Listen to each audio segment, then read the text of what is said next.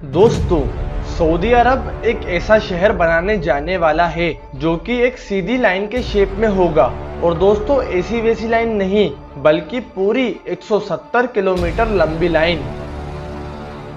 Guys, यहाँ के Prince इसे वर्ल्ड टूरिस्ट अट्रैक्शन बनाना चाहते हैं।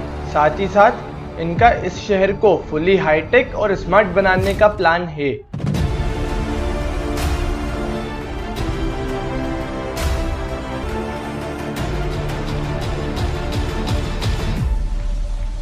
और गाइज, ये दुनिया का पहला ऐसा शहर होगा जो कि बिल्कुल सीधा बनाया जाएगा। और यहाँ के प्रिंस ने इसे 2030 से पहले कंप्लीट करने का सपना देखा है। गाइज, वैसे मैं आपको बता दूं कि सऊदी की रॉयल फैमिली दुनिया की बड़ी रॉयल फैमिलीज में से एक है। इनकी नेटवर्थ 1.4 ट्रिलियन डॉलर्स है। दोस्तों, अब आप सोच सकते हैं कि ये कितने अमीर हैं और इनके सामने दुनिया के मशहूर बिलियनियर्स भी कुछ नहीं लगते। गाइज, इनका मेन पैसा यहाँ से निकलने वाले ऑयल से आता है और ये ज्यादातर इसी पे डिपेंडेंट है। आज के वक्त में अमेरिका के बाद सऊदी दूसरे नंबर का ऑयल प्रोड्यूसर है। ये ऑलमोस्ट 85 कंट्रीज में ऑयल सप्लाई करता है। बट इसी के साथ बहुत सी प्रॉब्लम्स भी आती हैं और वो ये है कि रिसेंटली साइंटिस्ट द्वारा की गई रिसर्च में ये पता चला है कि जो ऑयल हम पिछले कई सालों से इस्तेमाल करते आए हैं वो जल्द ही खत्म होने वाला है। इसमें इन्होंने अंदाजन बताया है कि दुनिया में ये ऑयल 2052 तक खत्म हो जाएगा या फिर इतनी कम मात्रा में निकलेगा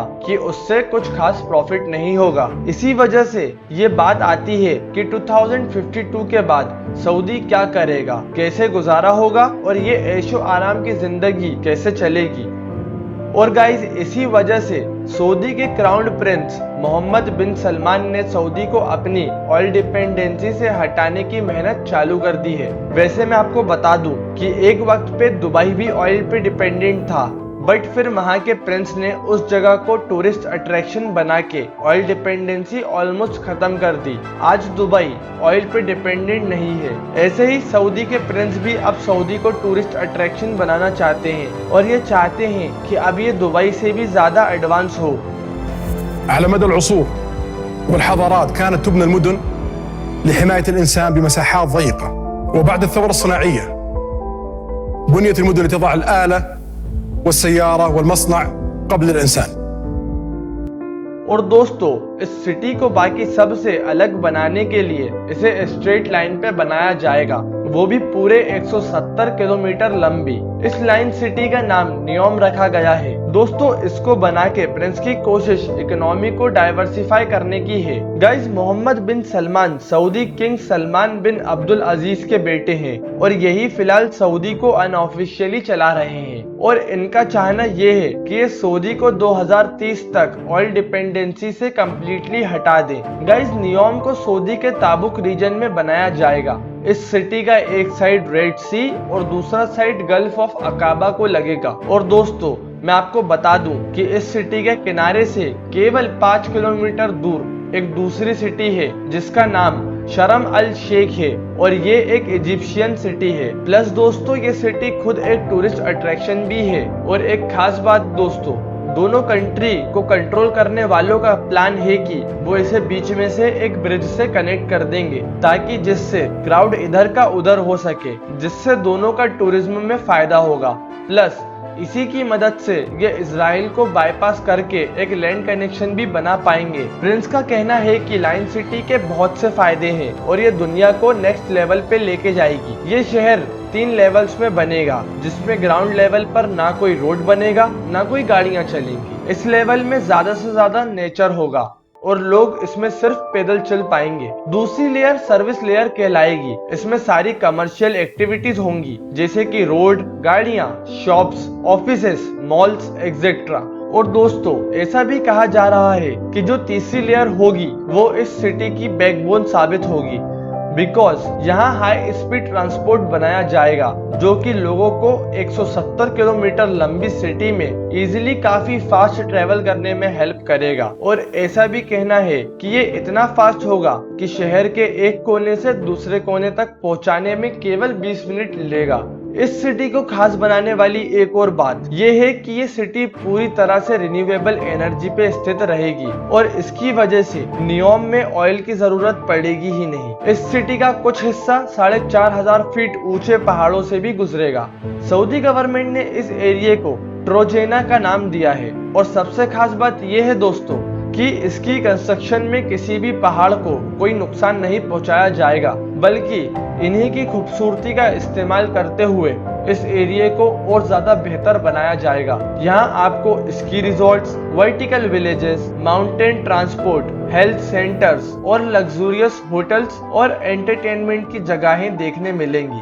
गाइज, इस सिटी की दूसरी खास बात यह है कि इसे जो लोकेशन दी गई है वो ऐसी है कि यहाँ वर्ल्ड की 40% पॉपुलेशन केवल 4 घंटे में पहुंच सकती है। साथ ही साथ प्रिंस का कहना माने तो उनका टारगेट यहाँ सन 2052 तक 1 अरब लोगों की पॉपुलेशन को अट्रैक्ट करना है। अब दोस्तों ये सब सुन के आप हिसाब लगा ही सकते हैं कि ये सिटी कितनी आलीशान होगी और साथ ही साथ इसे बनाने के लिए कितना ज्यादा खर्चा आएगा। तो मैं आपको बता दूं कि सऊदी गवर्नमेंट ने इस सिटी को बनाने के लिए $500 बिलियन का बजट बनाया है और दोस्तों इस सिटी का काम चालू हो चुका है।